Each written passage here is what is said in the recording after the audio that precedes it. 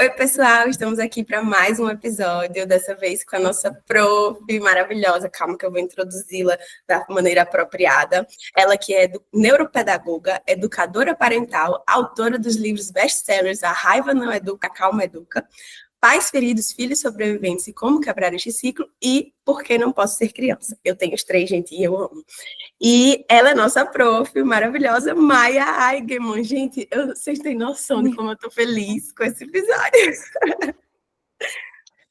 Eu que estou feliz, gente. Meu Deus, que honra estar nesse podcast, que é uma criação de vocês, alunas da escola. É lindo ver a educação positiva tomando outras formas e ver que não é um movimento que depende de uma, duas, cinco pessoas, mas que se expande através dessa inteligência coletiva. Então, eu estou tão feliz, assim, para mim isso daqui é como se fosse, assim, um novo filho, sabe? De uma amiga querida que nasceu, e aí eu estou visitando, e assim, uau, que lindo, estou apaixonada, e eu agradeço a vocês pela coragem de se colocarem em movimento, de transbordarem esse conhecimento que vocês adquiriram e continuam adquirindo para dar isso para o mundo. Então, que orgulho de vocês e que prazer enorme estar aqui com vocês hoje.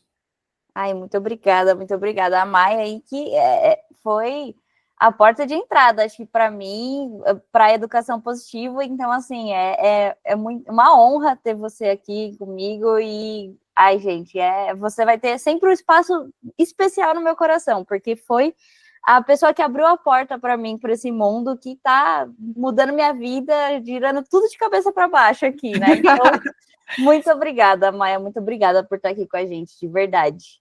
É uma honra, eu que agradeço mesmo.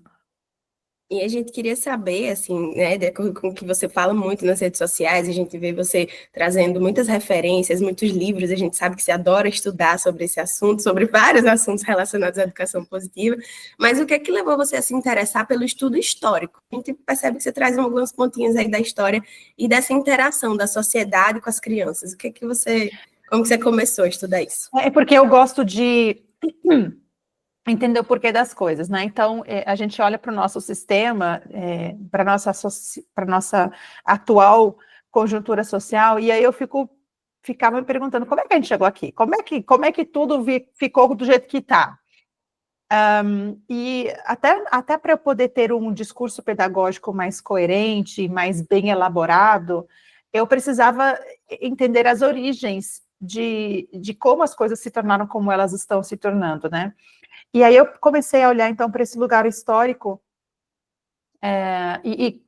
assim, por mais que eu estude, eu posso já afirmar para vocês que eu só sei uma pontinha de tudo, ainda tem muito mais que eu gostaria de saber, de estudar, até porque nós sabemos que a história muitas vezes é escrita por aqueles que estão no poder, então, além de tudo isso, tem que ter esse filtro também na hora de fazer a leitura, mas fica um pouquinho mais compreensível para as pessoas quando eu explico para elas, através da história, por que hoje pensamos sobre a infância do jeito que pensamos. Não é que do nada esse pensamento surgiu, não é que do nada as pessoas começaram a olhar para a infância de um lugar pejorativo e achar que a criança já nasce com uma malevolência, com um espírito selvagem que tem que ser domado, né? Não é do nada que esses pensamentos foram construídos. Então, quando eu começo a explicar isso para as pessoas e elas começam a questionar esse status quo, é muito potente a transformação que vem através dessas explicações. Então, eu entendi que, para mim, era importante compreender, para eu satisfazer, assim, um incógnita que estava dentro de mim, mas aí eu comecei a perceber também que, quando eu vou explicando isso para as pessoas, vão caindo fichas, e elas vão percebendo assim, nossa, quer dizer que o jeito que eu penso sobre o meu filho tem a ver com uma herança histórica e social? E as pessoas nunca pararam para pensar sobre isso. Agora, o legal e essa é uma coisa que me acompanha o tempo todo. Quanto mais eu estudo, mais eu vejo que eu não sei nada, gente. É muito bom esse processo para o nosso ego, assim, sabe? Você vai estudando mais, e você vai se aprofundando mais na história, enfim, em qualquer área de conhecimento, você vai ficando muito mais humilde também, porque você vai vendo, caramba, eu achava que eu sabia muito. Não sei nada, porque vai se abrindo um monte de portinhas. E aí, recentemente, eu tenho entrado muito na área da antropologia, que nada mais é do que os estudos, assim, de como nós nos desenvolvemos enquanto espécie, né?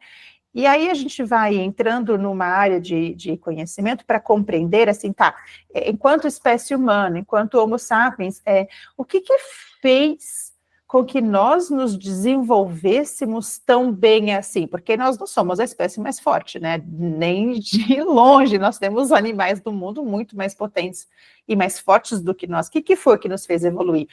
E aí, quando a gente vai entender alguns processos, né? Agora, não vou nem entrar nessa questão ainda, porque senão a gente vai desviar muito da pergunta que vocês colocaram.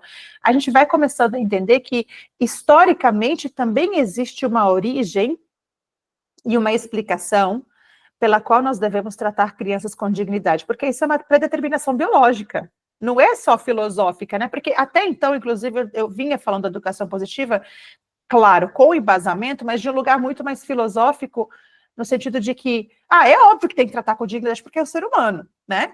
Mas quando eu entro na antropologia, eu vou entender que não é filosófico, nada filosófico, na verdade é biológico, assim como plantas precisam de um ambiente específico para poderem crescer e ficarem frondosas, os nossos filhotes também precisam de um espaço, de um lugar específico, emocionalmente falando, para que eles possam se desenvolver bem. Isso está cravado biologicamente falando.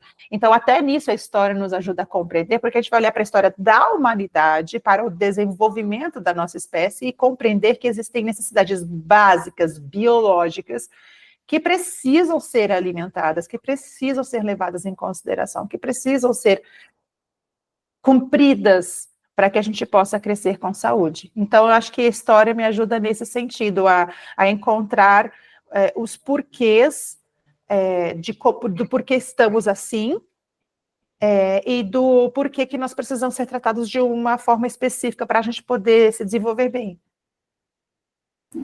Sim, e é impressionante. Eu que estou nessa transição de carreira, né, mudando totalmente a minha visão, eu sempre fui apaixonada pelo ensino, pela educação, mas agora que eu estou estudando um pouco mais a fundo, primeiro a gente sabe que a gente não sabe de nada, mas a gente também começa a perceber como já tem, esse conhecimento já existia. Eu não estou tendo que criar algo do zero, algo novo. A gente pode sim se embasar. E eu acho que isso para mim foi uma das coisas que mais explodiu minha cabeça, assim. Porque do jeito que a gente vive, quando a gente olha para a sociedade agora, eu tenho essa impressão de que, tipo, nossa, a gente está perdido, sempre foi assim, a gente vai ter que começar de novo. E não, né? A gente caiu. É como se a gente tivesse dado uma tropicada.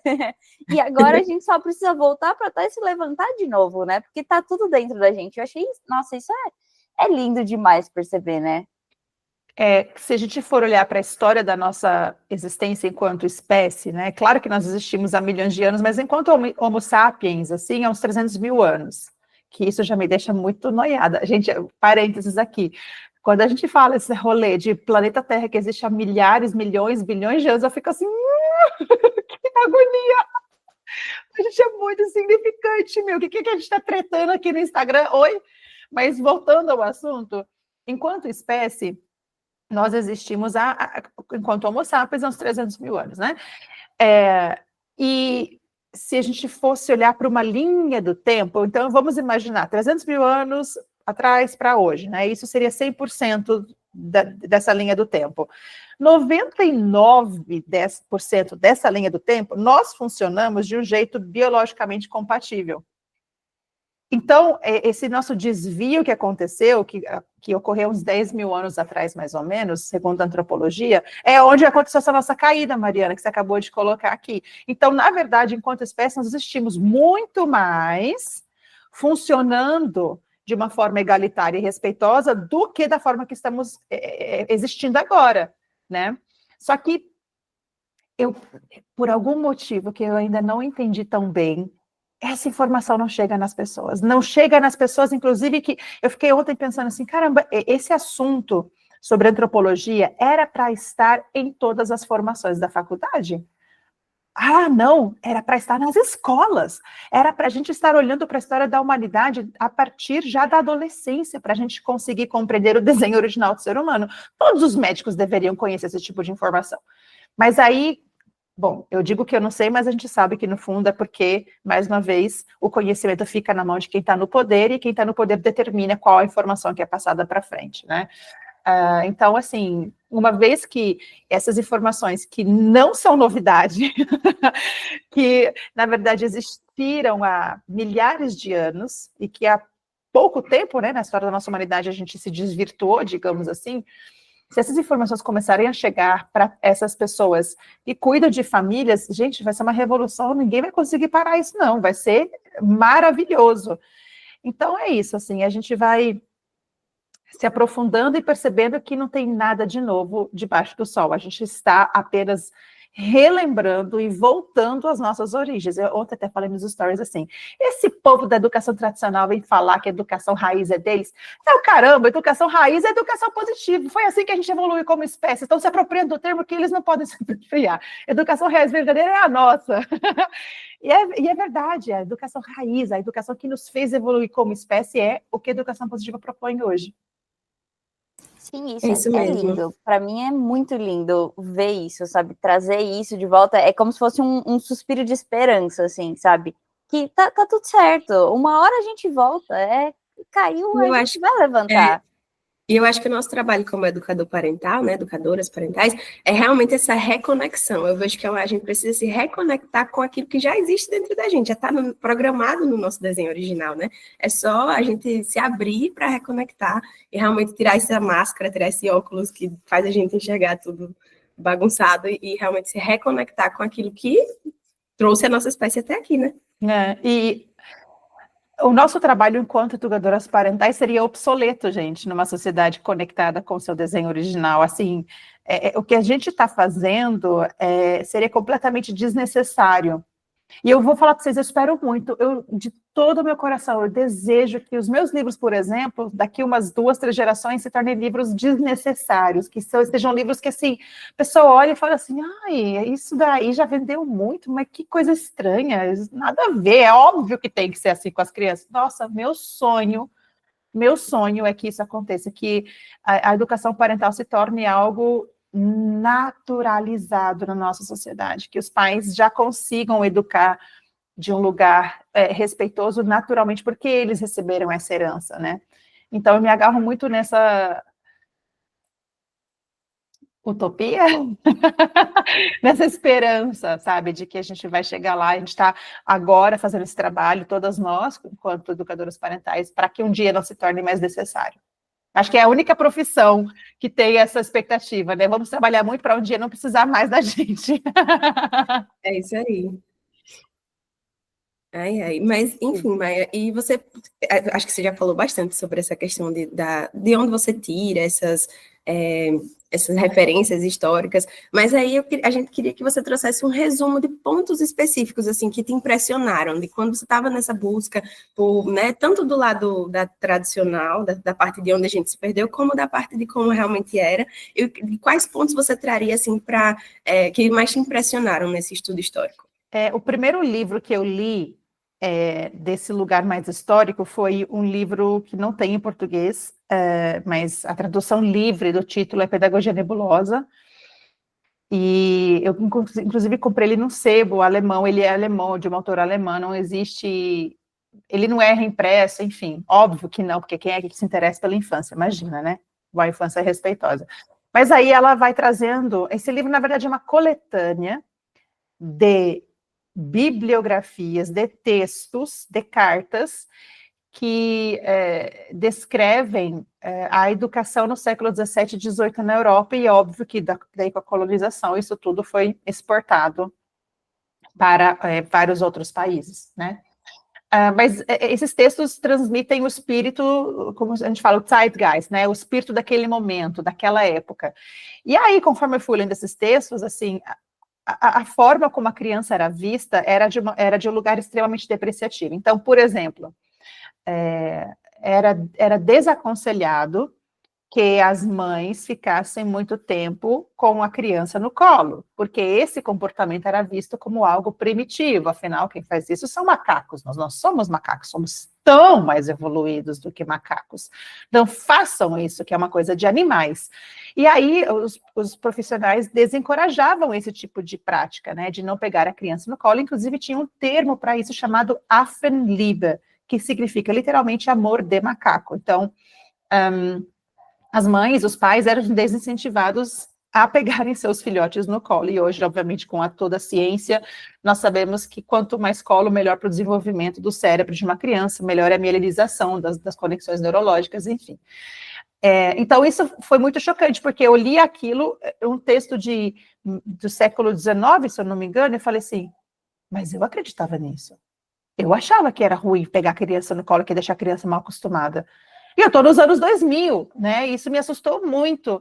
E aí eu comecei a entender que a forma como eu enxergava as minhas crianças vinha dessa herança social, desse pensamento tradicionalista, mas que ele foi implantado de um lugar até muito religioso também, né? Porque as religiões com maior presença no mundo hoje em dia têm um discurso muito o ser humano nasce ruim, o ser humano nasce com uma alma ruim, que tem que ser salvo, né? Então é um ser humano com uma alma suja, que tem que ser limpa, que tem que ser purificada, que é um discurso totalmente contrário da nossa natureza humana. Não é assim que a gente vem ao mundo. Não é verdade que nós precisamos de sermos salvos, de sermos limpos, de sermos refeitos. Nós viemos prontos para a conexão, nós viemos interdependentes, nós viemos amorosos, generosos. Olha para uma criança pequena, você deixa cair alguma coisa, ela já vai, pega e te dá de volta, assim, nós nascemos colaborativos, nós não nascemos dessa forma como é retratado nesses discursos religiosos, né? Mas não religiosos apenas, na filosofia também nós encontramos esse discurso predador, né? Quando eu agora não vou lembrar e não vou conseguir citar, assim, mas tem um filósofo em específico que trouxe esse discurso do capitalismo, por exemplo, com muita potência, justamente desse lugar, assim, que o ser humano não tem jeito não, sabe? Você tem que tratar desse jeito, tem que fazer dinheiro, e cuidado que qualquer coisa que você fizer, ele vai tentar tirar o tapete debaixo dos teus pés. E claro que hoje, olhando para a educação positiva, nós sabemos que essas pessoas falam isso justamente porque elas tiveram infâncias onde não teve um apego seguro, né? Por isso que ela vai ver o mundo como se fosse um lugar perigoso. Então, assim, nós temos aí esses registros da pedagogia nebulosa, na própria filosofia, nas religiões, e também na própria arte, né? Se você olhar até alguns séculos atrás, crianças nem eram retratadas em quadros, elas nem apareciam em quadros, justamente porque a morte na infância era tão alta que era quase assim, não se apegue porque pode falecer a qualquer momento. Então não era nem valorizado na arte, e quando começaram a ser retratadas na arte, era de um lugar de mini adulto, então as crianças eram desenhadas com uma feição de adulto, não era uma feição infantil, de fato como elas são, porque a gente sabe que o rosto infantil tem proporção diferente de um rosto de adulto. Só com o tempo que isso foi mudando, né, especialmente quando as crianças começaram a ter um espaço só delas, que era o jardim de infância, que até então também vocês sabem que a criança fazia ali parte da família, não tinha uma tarefa específica para as crianças, pelo contrário, já trabalhavam desde muito pequenininhas, assumiam responsabilidades de adultos já enquanto pequenininhas, e conforme as coisas foram mudando, elas tiveram seu próprio espaço na escola, na educação infantil, foi ampliando para escolas de fundamental e por aí em diante. E aí a gente vai vendo mudanças, mas mudanças ainda de uma perspectiva depreciativa ainda com essa ideia de que, opa, isso daí nasceu com más intenções, vamos endireitar. Precisa ser endireitado. Então, quando fizer coisa errada, precisa passar por uma consequência, tem que sentir na pele quão ruim que ele foi, porque é só a dor que vai educar, que é mais um paradigma extremamente violento achar que uma pessoa aprenderá através da dor. Ela vai aprender, mas a um altíssimo custo. O aprendizado não será positivo, né? É verdade. Aqui a gente costuma ouvir, né, das pessoas que têm essa visão mais tradicional da educação, que se pegar o menino demais vai ficar com manha. A minha mãe, mesmo, ela ouvia, quando a gente era pequena, ela ouvia que essas meninas vão ficar muito manhosas, porque você não solta essas meninas, não sei o quê. E, assim, isso é uma coisa que a gente vê que realmente está enraizado na cabeça das pessoas, né? E por questões, como você falou, às vezes religioso, às vezes essa própria mentalidade social que foi sendo construída, né, a partir de que a criança tem que ficar livre, ali, o próprio costume de dizer assim, vá para o seu quarto, vá pensar no que você fez, não sei o quê, como se isso fosse realmente trazer algum benefício para um cérebro que ainda nem amadureceu. Né? Como se a criança fosse pensar realmente, a criança foi mandada para o quarto, realmente a minha mãe me mandou para cá porque eu fiz isso aqui. Gente, isso não é biologicamente incompatível, esse pensamento, né? Então, é bem interessante isso que você traz, assim, da gente realmente abrir o olho para aprender com a questão histórica, né? Aprender que esse susto que você levou, eu também, quando você começou a falar sobre, eu acompanho lá no Instagram há muito tempo, e quando você começava a falar desse livro alemão, né, eu ficava assim, gente, mas isso é muito real, e o livro foi, sei lá, escrito em 1900 e sei lá quanto, e a gente ainda pensa assim até hoje. Né? Muitas pessoas pensam assim até hoje, isso é um absurdo. Quando a gente começa a perceber o quão absurdo é esse tipo de pensamento e o quão incompatível com a idade, né, das crianças é incompatível isso, então a gente começa realmente a abrir esse olhar e também enxergar a nossa criança, né, com esse acolhimento de dizer assim, não, calma, eu talvez tenha pensado assim quando eu era criança, mas agora eu estou seguro. E realmente o mundo não precisa ser um lugar perigoso, o mundo pode ser um lugar mais seguro se a gente tiver esse pensamento mais adequado com o nosso desenho original, né? Sim, eu estava pensando aqui que a gente se acostumou com a dor, né? E aí, o instinto materno, a gente sabe que 99% das mães, assim, elas trazem isso, elas sentem uma dor ao ver o filho sofrer. E aí a gente acostuma a deixar a mãe sofrendo, que está vendo a criança sofrendo, e deixar a criança sofrendo, porque alguém disse que é assim. E aí eu fico assim, gente, como que a gente se acostuma com viver em dor? E torna isso natural, sendo que não é o natural, né? Não é o que vem dentro da gente. É verdade. Até voltando para a antropologia, nós, na verdade, evoluímos justamente de um lugar de muita generosidade, né? De muita troca, de muito presentear. A própria natureza funciona na base do presenteio, né? Assim, do mesmo jeito que ela dá um fruto, aí o animal come o fruto, aí o animal tem os seus excrementos que se tornam um adubo para essa árvore que deu o fruto, né? Então tem todo um ciclo do presentear, do ser generoso, e isso faz parte do mundo como um todo, digo assim, da natureza como um todo. Então essa ideia do castigo, que inclusive, gente, nós já existia ali o discurso moralista e religioso de que o ser humano precisava passar por dor para se tornar gente, né, para virar uma pessoa decente. E aí, como o behaviorismo, lá no começo também do século XX, com os trabalhos de Skinner, enfim, aí o pessoal da psicologia vai se lembrar dessas matérias na faculdade, foi trazida uma perspectiva também extremamente também depreciativa quanto à espécie, do tipo assim, é só você colocar esse estímulo aqui, esse condicionamento para você ter este resultado.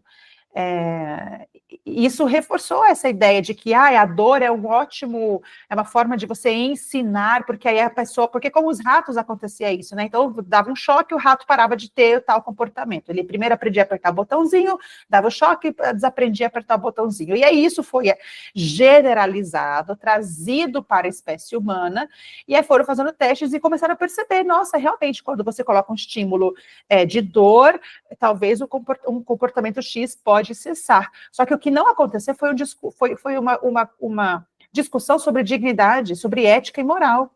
Né? Então, sim, podemos considerar que funcione, no sentido de que, assim, a dor fará parar certos comportamentos, mas onde fica a dignidade da pessoa que passa por esse aprendizado?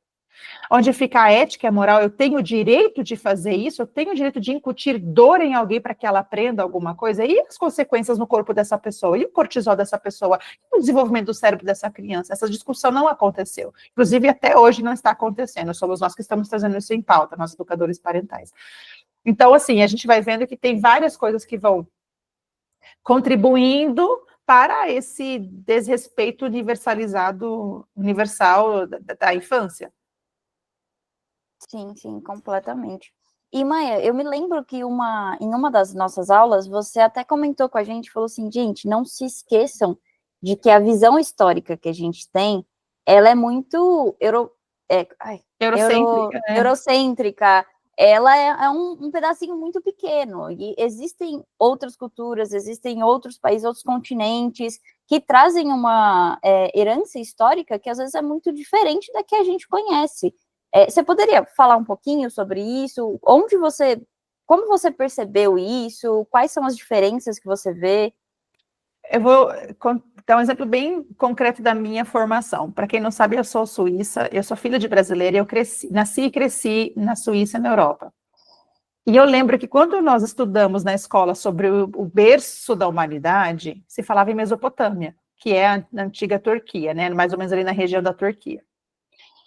E aí, mas depois de crescida, né, depois de adulta, inclusive estudando sobre racismo e antirracismo, eu descubro que o berço da humanidade não foi Mesopotâmia coisa alguma, foi no continente africano.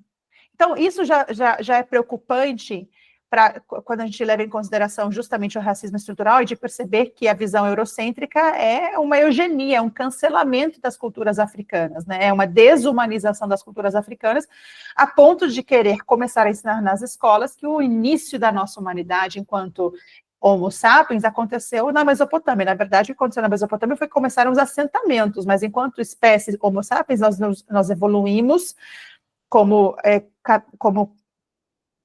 caçadores, coletores, nômades no continente africano. Nosso berço, nossa inteligência, nosso desenho original se desenvolveu no continente africano, né? Então, aí já temos um baita de um problema.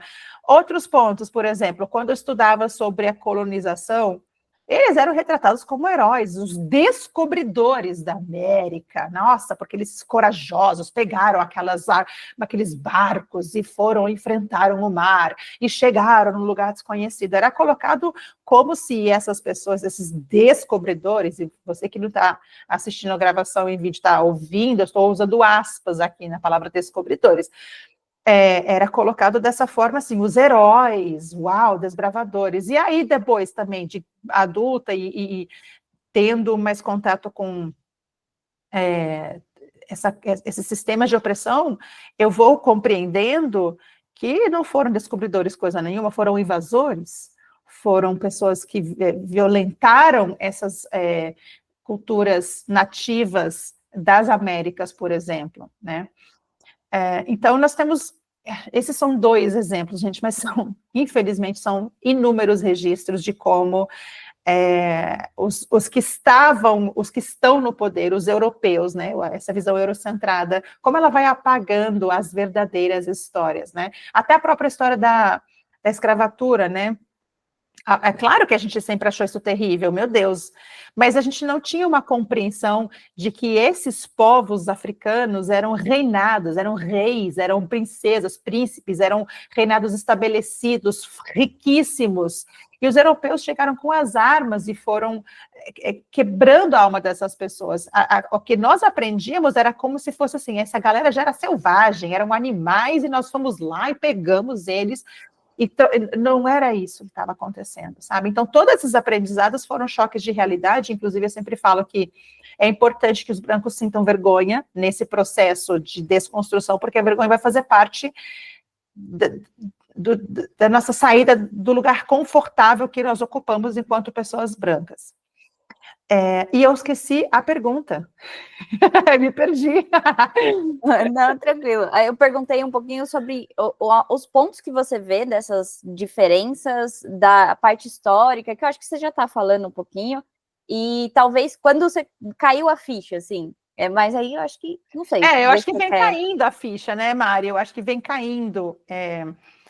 Eu posso dizer que é um grande ponto de virada para mim, infelizmente, foi a morte de George Floyd, que foi um movimento que aconteceu durante a pandemia. Não sei se vocês lembram que uma galera se movimentou, e aí foi quando eu comecei a perceber que eu também era racista, que eu contribuía com o discurso de somos todos iguais. Eu achava muito bonito, não, todo mundo é igual.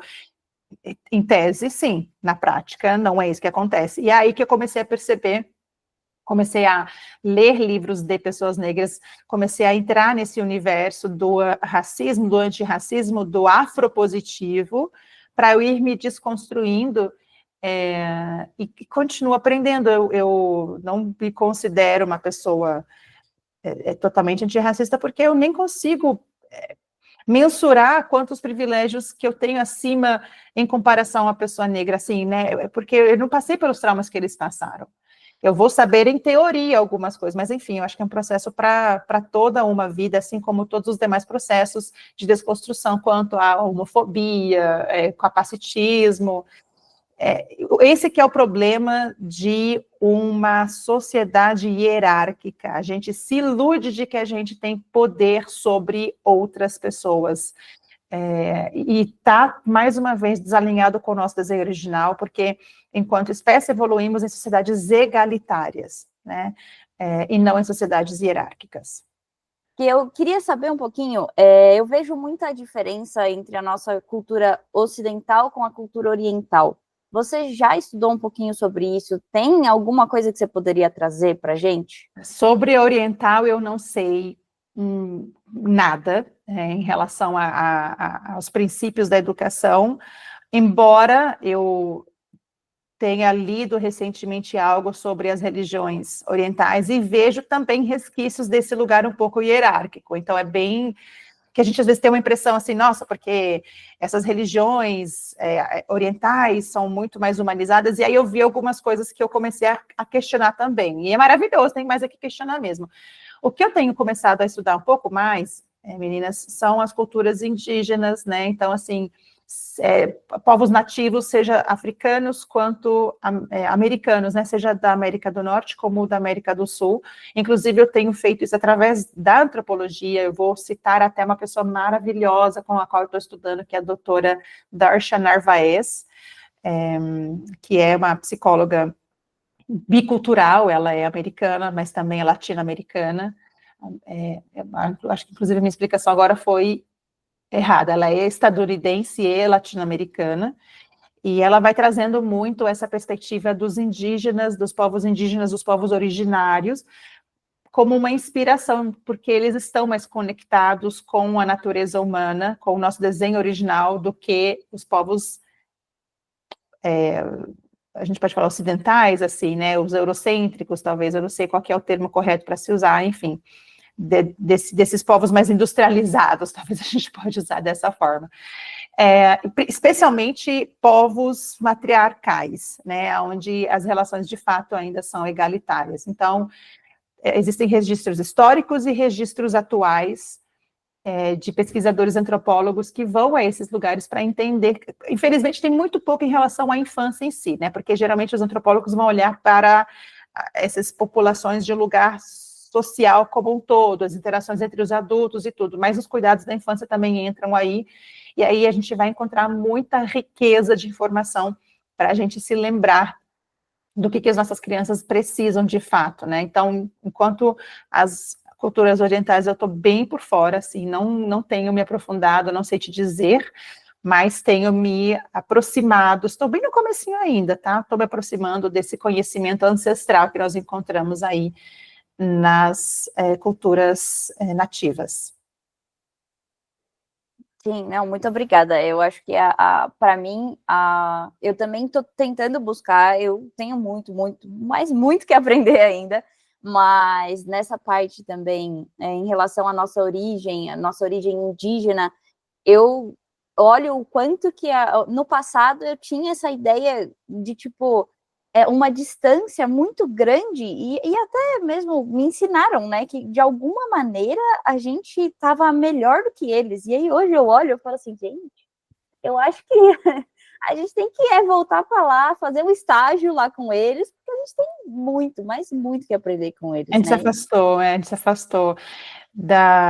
É muito irônico pensar que os colonizadores vieram aqui achando que estavam trazendo melhoramentos para essas culturas, e, na verdade, foi a decadência delas, né? Sim, é isso, muito. Se a gente for olhar com um senso crítico, né, eu acho que depois que eu comecei a estudar EP, eu comecei a fortalecer o meu senso crítico em relação a tudo. Né? Eu acho que a gente precisa ter esse olhar com um senso crítico muito forte, e assim, muito muito aberto também. Eu acho que a gente não pode se fechar para uma informação, como você falou, né? Você estudava num sistema eurocêntrico, e daí você começou a pesquisar e viu que aquela bolha explodiu, né? Não era daquele jeito. E eu acho que o senso crítico ajuda muito. A gente não pode pegar uma informação e achar que aquilo é uma verdade absoluta, até porque verdades diferentes vão existir, né? A história do povo nativo daqui do Brasil é extremamente rica. Quando a gente vai olhar para o nível de tecnologia que essas pessoas tinham, né, quando os portugueses chegaram e bagunçaram com tudo, a gente pode realmente aprender, como o Mário falou, a gente precisa voltar e aprender de novo com essas pessoas, né? Aprender da onde que a gente realmente veio, aprender da onde que é essa raiz, o que é a educação raiz, o que é essa vida em comunidade, né? O que é que eles podem nos ensinar de viver não hierarquicamente, mas horizontalmente, numa comunidade que as pessoas, né, têm tarefas distintas e cada um se complementa. E você falou muito, eu achei muito bonito atrás, você falou do ciclo da natureza, né? Então, respeitar esse ciclo para que isso vire realmente um ciclo fechado. A gente, às vezes, não se preocupa na nossa comodidade. Vou usar aqui prato descartável, coisa, sei lá, enfim, né? Jogar um monte de lixo para a natureza e vai para onde? Jogar fora. Onde é que é fora?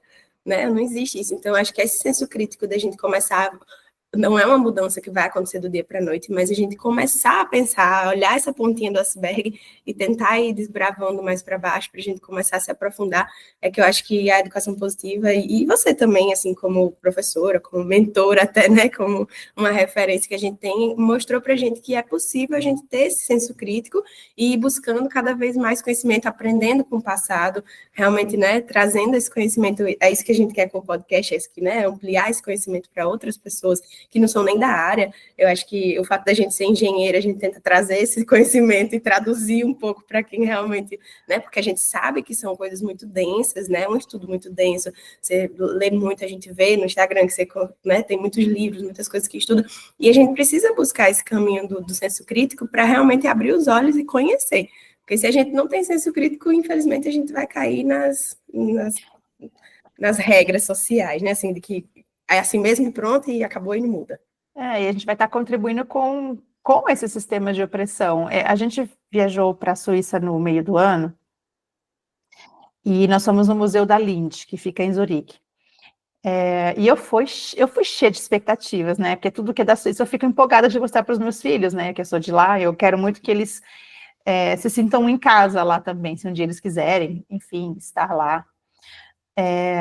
E foi um balde de água fria, porque quando nós entramos no museu, eles foram trazer a história do chocolate, né? E eles retrataram os colonizadores como os descobridores. Eu fiquei muito frustrada. Eu falei assim, gente, a Lindt, uma marca internacional, né? Uma empresa com anos de existência, com cabeças inteligentíssimas, desenvolvendo marketing, desenvolvendo produto, desenvolvendo comunicação. A gente chega no museu para ver isso. Aí eu já falei para as minhas crianças, falei assim, vem cá, vamos analisar isso daqui. Tá vendo essa história? Vocês estão vendo essas imagens aqui? Como eles estão colocando como se os colonizadores fossem gente boa. Olha, isso aqui, meus amores, é a história eurocêntrica.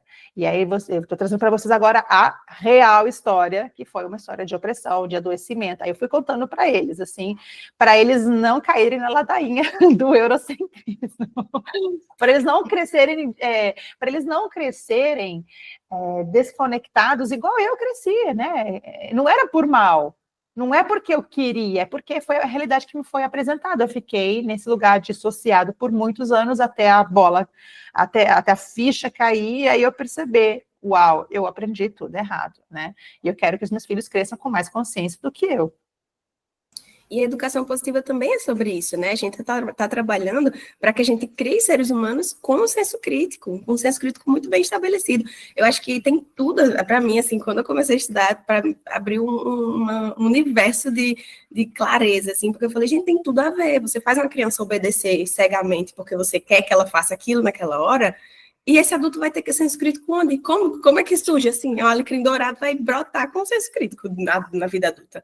Não existe, não fecha a conta. Então, para mim, fez muito sentido nessa parte, né, assim, de que a gente vai criar e é tijolinho por tijolinho ali. Cada vez que a gente, né, dá essa oportunidade dessa criança questionar, dá a oportunidade do diálogo, da compreensão, do respeito mútuo, né, porque a gente acha que, tem gente que acha que a educação positiva é você fazer tudo que a criança quer, como se a criança fosse um rei, bota num pedestal e a criança faz tudo, e não é. Mas Ela tá vendo aprende... como isso também, olha, Marisa, esse exemplo que você deu é maravilhoso, olha como isso é a réplica das relações hierárquicas, porque o ser humano está tão acostumado com apenas esse modelo que ele pensa, se eu não estou mandando, é só a criança que pode estar mandando. Tá Exatamente. percebendo? É isso que você trouxe, é o exemplo disso. Desculpa, eu te cortei. Não, perfeito, mas realmente é isso mesmo. Como a gente viveu imerso nessa sociedade hierárquica, que a gente só acha que existem essas duas possibilidades, ou o adulto está no pedestal, ou a criança está no pedestal. E quando a gente pensa numa relação horizontal, isso faz, como assim isso é possível? As pessoas ficam, né, impactadas, às vezes até congeladas. Meu Deus, como é que é possível? Eu não consigo, não sei fazer isso. E aí bloqueia. E é justamente, eu acho que é isso que é importante a gente trazer, esse estudo, esse senso crítico, porque a gente precisa criar na gente o senso crítico, e daí construindo, aprender a construir isso com as crianças. E realmente a gente tem um caminho gigantesco pela frente, assim, porque quanto mais a gente estuda, mais a gente sabe que a gente não sabe de nada. E mais... É um pouco desesperador, tá, gente? Não vamos negar, tá? O pessoal fala que a ignorância é uma bênção, né? Mas é o conhecimento. Pra quem? Pra quem? Porque para os meus filhos não era, viu? A mamãe que não sabia das coisas fazia ele sofrer muito. Mas, assim, eu entendo esse discurso de que a ignorância é uma bênção, porque vai dando um desesperozinho. Você vai estudando e você fala assim, não, agora beleza, já entendi tal coisa. Aí te aparece um autor, te aparece um conteúdo que abre uma porteira na tua cabeça e fala assim... É verdade. Ok, Mas bora eu acho lá. que a gente só consegue ter essa clareza e diminuir um pouco o desespero se a gente realmente cria esse senso crítico. Para mim, eu acho que é uma das lições mais importantes assim da educação positiva é ter senso crítico e saber acolher esse desespero, porque faz parte, né? Eu acho que a gente vai invariavelmente se chocar com essas informações, mas a gente precisa realmente ter essa força de dizer, não, calma, faz parte do processo, eu estou aprendendo, ainda não sei, ninguém vai saber de tudo, então é um processo realmente. Eu acho que é a gente focar nesse processo e não querer realmente um resultado como é o que pregam na educação tradicional. Ah, você bate na criança, ela para de fazer a birra, o choro, e é fácil, tranquilo. Mas tá, a custo de quê? Né, dessa criança não ter senso crítico, dessa criança achar que com violência se resolve tudo, da pessoa crescer achando que ela vai poder bater na mulher, nos filhos, no pai, né, todo mundo. E isso assim, é devastador para a sociedade, como a gente está enxergando atualmente. Né? A gente precisa, como o Mário falou lá no começo, a gente precisa parar e mudar, porque está tudo errado. Tá tudo errado, doente. Não, eu fico assim, às vezes eu ouço os discursos tradicionalistas, olha como a gente se perdeu, os valores estão invertidos. Porque agora as crianças têm voz, né? Aí eu fico pensando assim, não, peraí, gente, os valores já estavam invertidos, meu amor, agora a gente está desrevertendo esses valores para ver se a gente acerta dessa vez, entendeu? Mas, enfim, igual você falou, é um processo que leva tempo, e com certeza nós não vamos conseguir saber tudo, e não precisamos mesmo saber tudo, né? Mas o senso crítico precisa nos acompanhar, e esse eu acho que é um dos maiores presentes que a educação positiva está sendo para os meus filhos, a chance deles crescerem sem precisarem ser submissos a alguém, sabe? É por isso que eu sempre falo que a educação positiva salvou os meus filhos de mim, nesse sentido, salvou da minha falta de conhecimento, da minha ignorância naquela época, de eu achar que precisávamos estar em relações hierárquicas, de eu achar que é só no grito que eu poderia resolver, porque eu já tentava de tudo, é só quando eu gritava que funcionava. Então, me salvou e salvou os meus filhos de mim, nesse sentido, de que agora eles não precisam estar numa relação abusiva igual eles estavam no começo da vida deles comigo. Maia, eu ia falar também que tem um exemplo que essa mudança na nossa mente de entender a história de um jeito diferente, ela está surgindo, e um bom exemplo que eu conheço aqui, não sei se você já viu, o Museu do Ipiranga, depois da reforma, aqui de São Paulo. Tá maravilhoso, porque eles têm, no repertório deles, eles trazem, essa é a história contada, mas, tem essa versão. Uau. Qual que é a real? E aí eles trazem também a imagem, por exemplo, dos bandeirantes. Ou eles têm o quadro lá dos bandeirantes. E aí eles explicam como esse quadro foi feito 100 anos depois. que existiram os bandeirantes. Eles falaram assim, como que os caras sabiam quem eram os bandeirantes? Como que eles retrataram? Quem é essa pessoa que eles estão retratando? Então, assim, quem não conhece e tiver oportunidade, tá maravilhoso o acervo novo deles, e eles trazem esse pensamento, porque é esse pensamento crítico que é a nossa segurança, né? Eu estudo também bastante isso e eu penso muito nisso. Eu fiz mestrado, eu tenho um pedaço da minha carreira que ela foi acadêmica, e, assim, para mim, isso me trouxe um pensamento de entender, um pensamento crítico que eu olho e falo assim, gente, todo mundo tem que ter isso. Uhum. A gente tem que se questionar, tem que criar hipótese, tem que ficar fazendo teste. Eu sou um pouco a mais, assim, né? Eu lembro que na época que eu ia voltar da faculdade, eu fazia teste, assim, eu contava qual o caminho, quanto tempo dava em cada caminho, para eu ver qual que era o caminho mais rápido. E eu falo assim, tá bom, tudo bem, não é que a gente precisa fazer isso para tudo da nossa vida, mas a gente entender como que a gente pode fazer isso, como realmente testar algo, como realmente entender como isso traz, como isso interfere na nossa vida, como que a gente pode ajustar? Qual que é a consequência disso? Qual que é a nossa referência? Será que essa minha referência tá boa, sabe? Eu acho que isso é proteção. Eu consigo ver isso como proteção. É um trabalho de proteção e prevenção, porque a gente evita reproduzir vivências históricas terríveis, né, como as guerras, enfim, até mesmo essas polarizações que estão acontecendo no Brasil. Eu acho que o senso crítico nos ajuda a prevenir e a proteger a sociedade desse tipo de acontecimento, sabe? Estou totalmente com você. Sim, e a última aqui de todas é: o que podemos aprender com o passado para mudar o futuro? Eu acho que já entra muito bem, assim, o que para você a gente pode aprender com o passado. Bom, eu posso só repetir o que eu trouxe aqui no episódio, que é no passado que estão as respostas mesmo, na nossa evolução, na forma como nós evoluímos enquanto espécie, de como viveram os nossos ancestrais enquanto eles eram nômades, coletores e caçadores, e o futuro vai ser um retorno às nossas origens, ou pelo menos é nisso que eu me agarro, é nisso que eu coloco a minha esperança, e eu sempre gosto de lembrar de uma música que diz assim, que é em inglês, e diz assim, a gente nunca vai conseguir sobreviver se a gente não for um pouquinho doido, que é aquela, 'cause we're never gonna survive unless we get a little crazy, e é isso, assim, se eu não for um pouquinho louca, se eu não for um pouquinho utópica, se eu não for um pouco fantasiosa e acreditar no futuro melhor, eu desisto.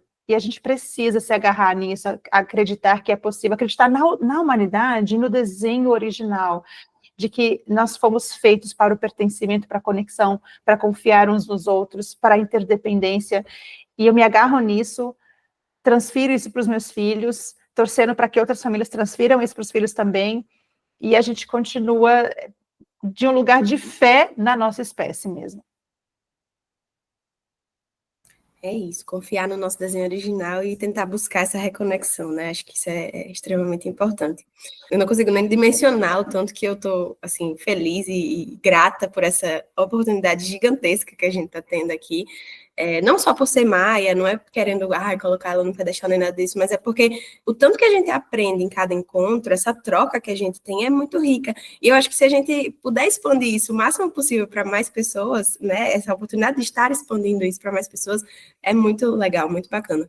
Eu queria abrir aqui o espaço, Maia, se você quiser divulgar os seus trabalhos, seu livro, alguma palestra, enfim, fique à vontade para falar sobre você, o que você está fazendo agora, que tipo de trabalho, como que a gente pode encontrar. Então, fique à vontade para usar esse espaço aí da forma que você preferir.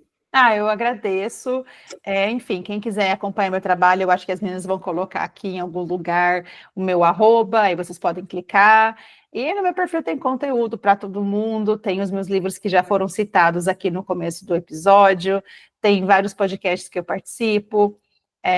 Então, fiquem à vontade para aproveitarem esses conteúdos gratuitos, não só meus, mas de toda a comunidade da Educação Positiva. E eu quero agradecer de coração por vocês terem aberto esse espaço maravilhoso que vocês construíram com tanto carinho e me receberam aqui E eu espero que muitas famílias sejam alcançadas por todos os episódios que vocês produzem. Obrigada por vocês estarem colocando isso no mundo. Obrigada, nossa, que aula, Maia. Muito obrigada. E vamos nessa junto, né? Tá todo mundo junto, buscando a mesma coisa, e quanto mais a gente se respeitar a visão do outro, a gente vai chegar mais longe, né? É isso. É isso. Então, muito obrigada, gente. Um beijo. Se você chegou até aqui, comente aqui embaixo, educação positiva, ou enfim, fala alguma coisa aí que você aprendeu no nosso episódio. Dá um like nesse episódio. Acho que merece, né, gente? Pelo amor de Deus. Maia Eigenmann aqui com a gente merece 1 milhão de likes. E a gente vai esperar vocês no próximo episódio. Espero que vocês tenham gostado. Um beijão. E até a próxima. Tchau, tchau.